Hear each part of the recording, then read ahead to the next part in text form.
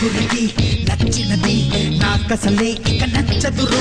నరులెవరు నడవనిది ఆ రూట్లోనే నడిచెదరోయ్. ఇది just cinema song కాదు, మన జీవితానికి సరిపడే ఇన్స్పిరేషనల్ వర్డ్స్. అందరూ వెళ్ళే అమెరికా, ఆస్ట్రేలియా, యూకే దేశాలకే మళ్ళీ వెళ్ళడానికి నానా కష్టాలు పడే బదులు తక్కువ కాంపిటీషన్, ఎక్కువ ఆపర్చునిటీస్ ఉండే జపాన్ లాంటి దేశాలకి కదా వెళ్ళాలి.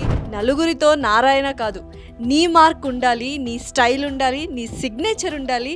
నువ్వు ఒక స్పెషల్ ఐకాన్ అవ్వాలి అంటే చూస్ వైజ్లీ. అదే జపాన్. స్టూడెంట్స్, మీరు పాలిటెక్నిక్, డిప్లొమా లేదా డిగ్రీ, ఇంజనీరింగ్, హోటల్ మేనేజ్మెంట్ పూర్తి చేసినట్లయితే ఎడ్ప్లస్ వాళ్ళకి కాల్ చేయండి.